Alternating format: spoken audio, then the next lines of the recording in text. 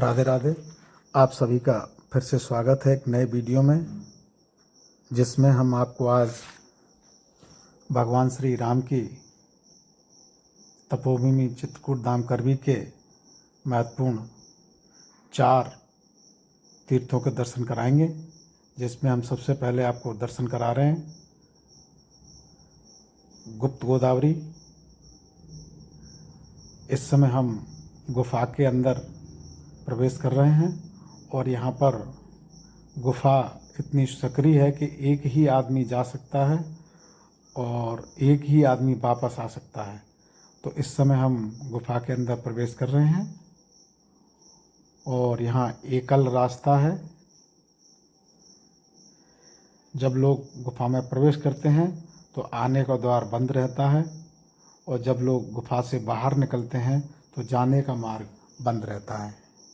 यहाँ गुफा के अंदर हम पहुंच चुके हैं और गुफा एकदम रहस्यमयी एवं विचित्र इसकी रचना है। इस गुफा की ये भगवान का एक प्राकृतिक गिफ्ट है मनुष्यों के लिए, जो यहाँ पर देखने को मिलता है। इस समय हम पहुँच गए हैं गुफा के अंदर और आप ये गुफा के अंदर का दृश्य देख रहे हैं। हालांकि यहाँ फोटोग्राफी अलाउ नहीं है। ये तापस वेश विदेश विशेष उदासी 14 वर्ष राम वनवासी, उसी रूप में इस गुफा के अंदर भगवान श्री राम, लक्ष्मण एवं सीता जी विराजित हैं। और ये जो आप राम लक्ष्मण सीता जी का विग्रह देख रहे थे, उसके ऊपर का ये प्राकृतिक गुफा का दृश्य। ये जो सीढ़ियाँ देख रहे हैं वो आने का रास्ता था। हमने आपको इस वीडियो में गुप्त गोदावरी के समस्त दर्शन लिए हैं और आपको भी समस्त दर्शन दिखाएंगे। हालांकि इस गुफा में वीडियोग्राफी अलाउ नहीं है, किंतु हमने यहाँ के प्रशासन से अनुमति लेकर के और वीडियोग्राफी किया है, जिसको आप देख रहे हैं। आप भी गुप्त गोदावरी के इस गुफा के एवं हम आपको ये धनुष रूप बना हुआ है यहाँ पर, और ये धनुष दर्शन है। भगवान श्री राम का यहाँ धनुष बना हुआ है शिला में, जिसका कि आप दर्शन कर रहे हैं। वीडियो थोड़ा बड़ा अवश्य होगा, पर हमने माँ मंदाकिनी, माँ गुप्त गोदावरी के समस्त दर्शन कराने का आपको प्रयास किया है। और यहाँ गुफा में थोड़ा अंधेरा रहता है तो वीडियो उतना सुंदर तो नहीं बन पाया है, पर हमने अपना अधिक से अधिक अच्छा बनाने का प्रयास किया है। ये भगवान के धनुष का दर्शन है गुप्त गोदावरी के गुफा के अंदर, और हम आपको पूरे दर्शन कराएंगे। गुफा को देख करके ऐसा लगता है कि इस गुफा का निर्माण कैसे हुआ होगा, ये तो बड़ा ही कौतूहल का विषय है। और यहाँ पर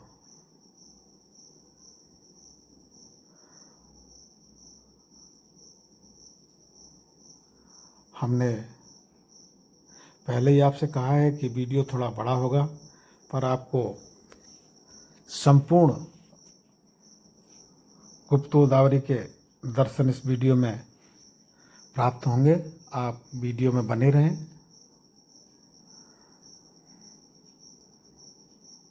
अब हम लोगों ने धनुष वाली जगह का दर्शन कर लिया है और हम अब आपको जो इस गुफा के ही अंदर भगवान श्री राम ने इंद्र के पुत्र मयंक को जो उल्टा टांग रखा है उसका भी आप दर्शन करेंगे। यहाँ बताते हैं कि भगवान ने मयंक को उल्टा टांग रखा है जो काले पत्थर के रूप में दिखाई दे रहा है। आप ध्यान से देखिए, ये काला पत्थर है। वो बताते हैं कि ये मयंक राक्षस है जो पत्थरों के बीच में प्राकृतिक रूप से टंगा हुआ है। और ये बड़ी समझ से परे है कि ये कैसे टंगा हुआ है और कैसे इस गुफा का निर्माण हुआ, ये बहुत समझना इसको मुश्किल है। वनवास काल में भगवान श्री राम यहाँ रहे हैं और यहाँ सीता कुंड भी है जहाँ सीता जी वनवास काल में यहाँ स्नान करती थी।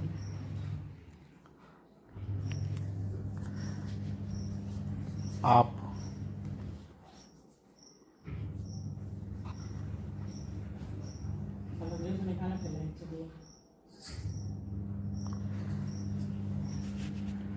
बताते हैं कि जो गुप्त गोदावरी जी चित्रकूट में हैं वह महर्षि गौतम ऋषि की पुत्री थी। हमने दर्शन कर लिया है। अब हम गुफा के जो सकरा द्वार है वहाँ से हम बाहर आ रहे हैं। सीता जी की माँ के पक्ष की सहेली थी गोदावरी जी। गोदावरी अपने पिता के साथ महाराष्ट्र के पंचवटी में रहती थी। गोदावरी को जब पता चला कि प्रभु राम को वनवास हुआ है और वह चित्रकूट में रह रहे हैं और उनसे सभी देवी देवता प्रभु राम से मिलने के लिए चित्रकूट जा रहे हैं, तभी गोदावरी ने अपने पिता से कहा कि मैं भी प्रभु श्री राम के दर्शन करने के लिए चित्रकूट जाना चाहती हूँ। पिता गौतम ऋषि बोले, नहीं बेटी, प्रभु राम को मैं महाराष्ट्र के नासिक में बुला लूँगा। गोदावरी ने पिता का कहना नहीं माना और बिना पिता से बताए छिपकर प्रभु के दर्शन करने के लिए चित्रकूट आ गई।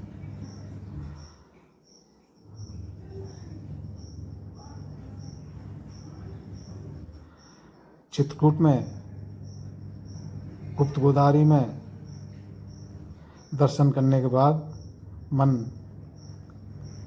प्रफुल्लित हो जाता है। अब हम लक्ष्मण कुंड और राम कुंड अर्थात गुप्त गोदावरी के उद्गम स्थल जहाँ पर वो यहाँ दिखाई देना शुरू होती हैं वहाँ के लिए हम जा रहे हैं। और ये एकदम सकरा मार्ग है और इसमें जाने में भी थोड़ा भय लगता है, किंतु हम आखिरी तक गए थे और आपको भी इसका दर्शन कराएंगे। ऐसा खूबसूरत स्थान शायद भारत में कहीं और नहीं होगा, क्योंकि चित्रकूट में इस स्थान में दर्शन करने के बाद मन को काफ़ी सुकून मिलता है और यह ऐतिहासिक जगह तो अत्यंत ही दिव्य एवं मनोरम है। ये गुप्त गोदावरी बहती हुई यहीं से थोड़ा आगे चल के गुप्त गोदावरी के ये दो भाग हो गए हैं, जिसमें से एक को बताते हैं कि ये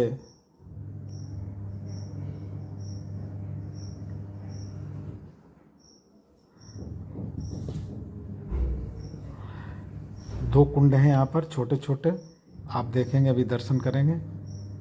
एक इसको लक्ष्मण कुंड कहते हैं और एक को राम कुंड और लक्ष्मण कुंड, ये दो कुंड हैं जिनका कि अभी आप दर्शन कर रहे हैं। यहीं से भगवान श्री राम के दर्शन करके गुप्त गोदावरी जी यहाँ प्रकट हुई थी और इस गुफा से बाहर निकल करके ये पुनः अदृश्य हो जाती हैं।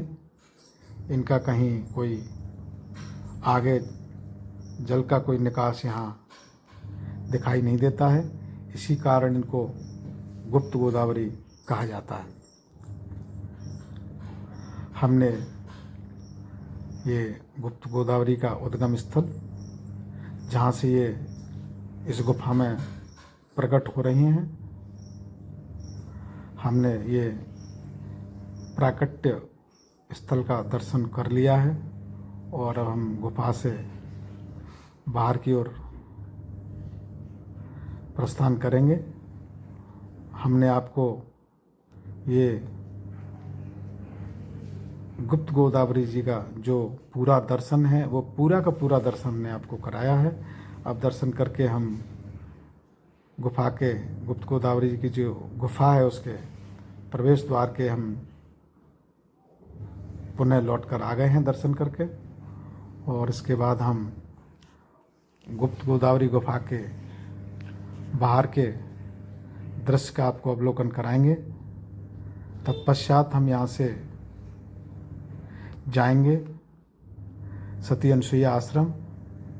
सती अनसुईया आश्रम में भी साथियों फ़ोटोग्राफी वर्जित है, पर हमने अनुमति लेकर के वहाँ फ़ोटोग्राफी किया है, उसका हम आपको दर्शन कराएंगे। उसके दर्शन करके आपको अत्यंत प्रसन्नता होगी, ऐसा मुझे विश्वास है।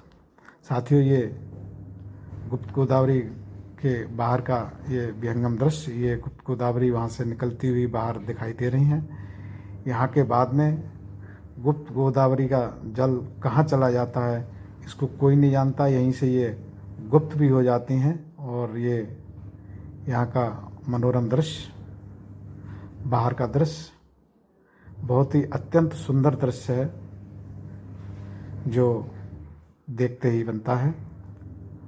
और साथियों, जब भी आपको टाइम मिले तो आप गुप्त गोदावरी के अवश्य दर्शन करें, आपको अच्छा लगेगा और आपको सुकून महसूस होगा, ऐसा मुझे आशा है। हमने आपको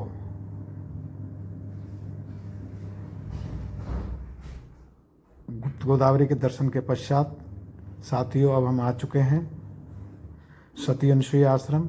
सती अनसुईया आश्रम में ये माँ मंदाकिनी गंगा का आप दर्शन कर रहे हैं। माँ मंदाकिनी गंगा को सती अनसुईया ने अपने पति अत्रि मुनि जी की प्यास बुझाने के लिए इसको प्रकट किया था। ये सती अनसुईया आश्रम जिसका निर्माण श्री परमहंस महाराज जी ने कराया था। सती अनसुईया जी के इतिहास को कौन नहीं जानता है। सती अनसुईया जी के पति अत्रि मुनि जी यहीं चित्रकूट की पहाड़ियों में तपस्या करते थे, तो यहाँ पर 100 वर्ष तक अकाल पड़ा। तो अत्रि मुनि जी को जनता की ये परेशानियाँ नहीं देखी गई, तो वो समाधि में चले गए। ये देखिए सती अनसुईया आश्रम का बहुत सुंदर दृश्य, इसका निर्माण श्री परमहंस जी महाराज जी ने कराया है। इस आश्रम का निर्माण, ये अर्जुन का रथ, ये जो परमहंस आश्रम है सती अनसुईया का, ये भी बहुत सुंदर, दिव्य एवं मनोरम है और इसकी सुंदरता देखते ही बनती है। इसी परमहंस आश्रम के अंदर मंदिर में आपको विभिन्न भगवान की लीलाओं की झांकियाँ एवं माँ सती अनसुईया ने जो ब्रह्मा विष्णु को बालक रूप में बना दिया था, उसके भी आपको यहाँ दर्शन होंगे। हम आ चुके हैं मंदिर के अंदर और आप ये विभिन्न झांकियाँ देख रहे हैं। तो जब अत्रि मुनि जी की समाधि खुली तो उन्होंने पानी मांगा, तो अपने तपोबल से सती अनसुईया जी ने मंदाकिनी गंगा को प्रकट किया था। और ये सती अनुसुईया आश्रम ये मंदाकिनी गंगा का प्राकट्य स्थल भी है। यहाँ सती अनुसुईया आश्रम में विभिन्न प्रकार की झांकियाँ, सुंदर सुंदर झांकियों के यहाँ पर दर्शन होते हैं, जो अत्यंत ही सुंदर एवं मन को मोहित करने वाली हैं।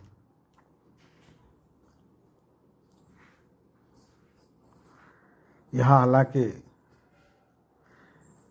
वीडियोग्राफी फोटोग्राफी अलाउड नहीं है, पर हमने चूँकि अनुमति लिया है तो हम यहाँ फोटोग्राफी करके आपको ये दर्शन लाभ दिला रहे हैं। यहाँ रानियों के कहने पर ब्रह्मा विष्णु महेश ने सती अनुसुईया जी के सतीत्व की परीक्षण करने की कोशिश किया था। तो सती अनुसुईया जी ने अपने तपबल से भगवान ब्रह्मा एवं विष्णु को, ब्रह्मा विष्णु महेश को यहाँ बालक बना करके पलने में झुलाया था। वह पलना भी के सांकेतिक दर्शन भी आपको सती अनुसुईया आश्रम के अंदर ये होंगे।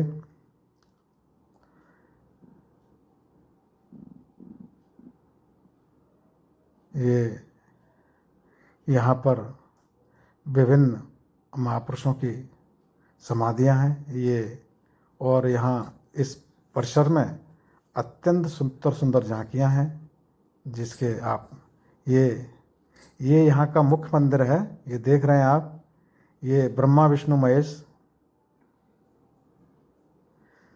यहाँ पालने में झूल रहे हैं, और बगल में माँ सती अनुसुईया विराजित हैं। ये यहाँ का मुख्य दर्शन है।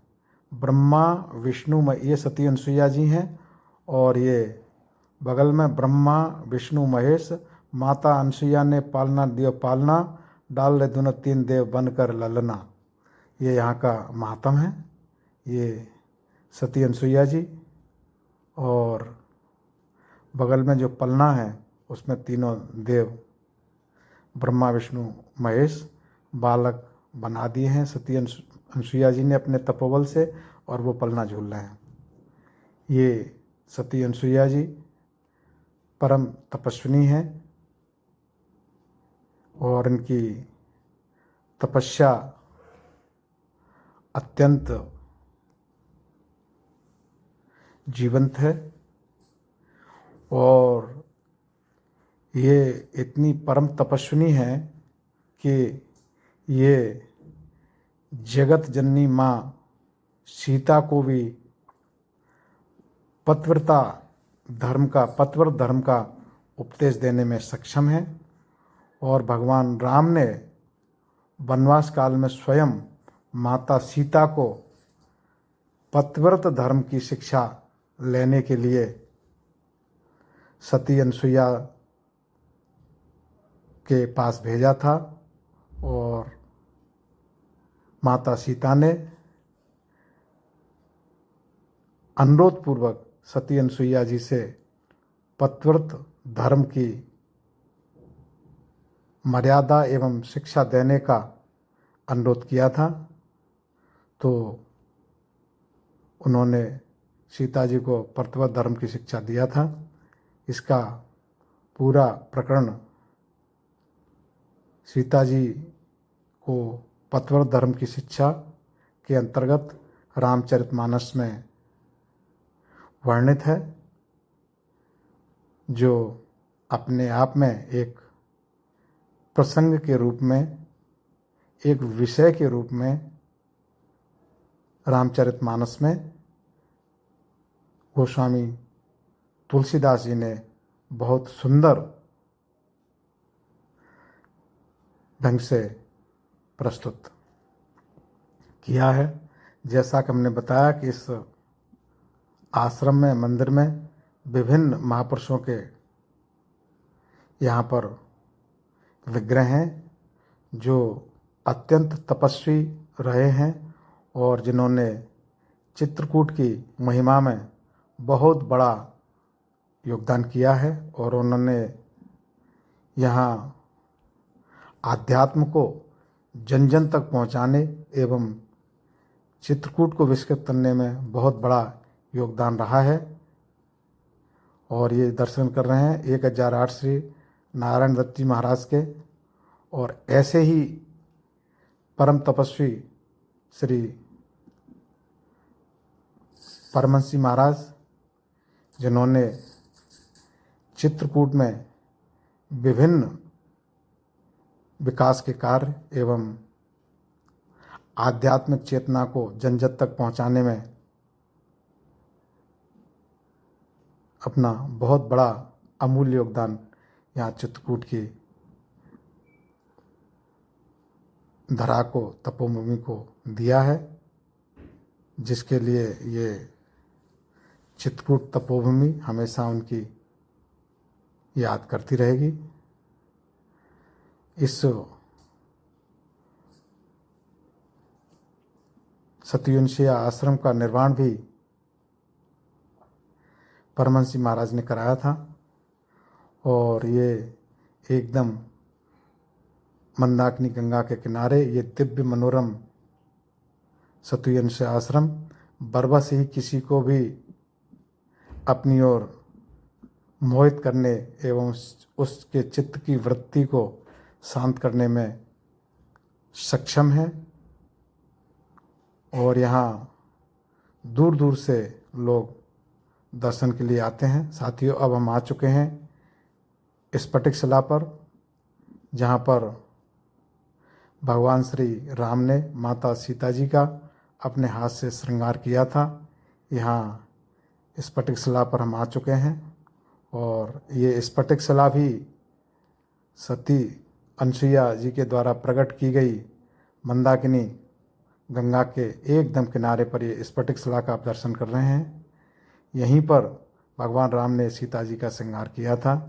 यहाँ पर जो शिला के जो पुजारी जी हैं वो कुछ यहाँ के बारे में बता रहे हैं। सेवा करते हैं वो क्या माता सीता जी के चरण में चोंच मार के बच जाता है। तभी राम जी देखते हैं कि माता जी के चरण से रक्त बह रहा है तो क्रोधित होते हैं और एक शील का तिनका उसके पीछे छोड़ देते हैं। तभी कौवा तीनों लोकों में जाता है, ब्रह्मा विष्णु महेश, लेकिन कोई सुन नहीं देता। तभी रास्ते में नारद जी देखते हैं कौवा तीनों लोकों में टकरा। नारद जी बोलते हैं कि तो अपना राम जी के चरणों में जा, वो तो ये क्षमा करेंगे, अन्यथा पूरे संसार में कोई क्षमा करने वाला नहीं। तो आता है राम जी के पास, राम जी कौवा की एक आंख फोड़ देते हैं। तभी से आज भी पूरे संसार में कौवे एक ही आंख होते हैं, एक नयन कर सजा बने। वो राम जी का बायां पैर है, जे दाहिने पैर का घुटना, दाहिने पैर का अंगूठा। जो घुटना टेक के कौवा को बाण मारे, वहाँ राम जी बैठे थे, या माता सीता जी ने, ये भगवान माता सीता जी का चरण यानी कि पैर, नीचे लक्ष्मण शिला और ऊपर राम जानकी मंदिर। आप एक मिनट ध्यान देखेंगे ना, हमारे यहाँ कोई डर ना बंधन। यहाँ पर आपने स्फटिक शिला के पुजारी जी से स्फटिक शिला के महात्म्य के बारे में आपने सुना और यह स्फटिक शिला यहाँ पर जो आमतौर से पत्थर मिलता है उससे यह भिन्न है, जिससे स्वयं प्रकट होता है कि ये शिला अत्यंत ऐतिहासिक एवं भगवान राम के वनवास काल की है, ऐसा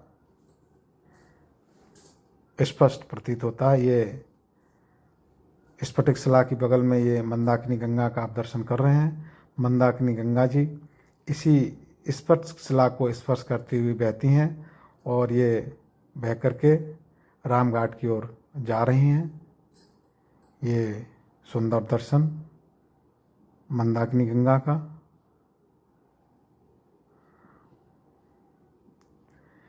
यहीं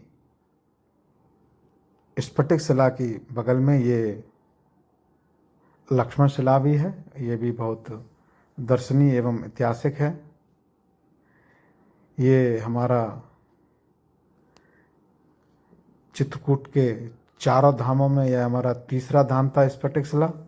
हम 3 धामों के अब तक दर्शन कर चुके हैं सत्यनशिला, गुप्त गोदावरी एवं स्फटिक शिला। यहाँ से अब हम चौथे दर्शन के लिए हनुमान धारा जाएंगे और यह हनुमान धारा चित्रकूट का चौथा दर्शन है। यहाँ चौथे का कोई ऐसा क्रम नहीं है कि वो चौथे स्थान पर है, पर ये चारों दर्शन ही यहाँ के मिलकर के चित्रकूट के चारों धामों के नाम से ये जाने जाते हैं। और ये स्फटिक शिला अत्यंत पवित्र एवं इसका ऐतिहासिक महत्व है और इस शिला का वर्णन रामचरित मानस में भी आता है।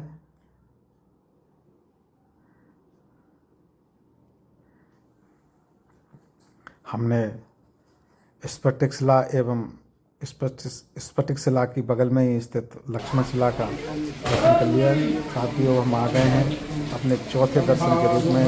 और यहाँ पर हालांकि हनुमान धारा पर फोटोग्राफी अलाउ नहीं है, किंतु हमने फोटोग्राफी लिया था और इस समय हम आपको दर्शन करा रहे हैं हनुमान धारा के हनुमान जी के।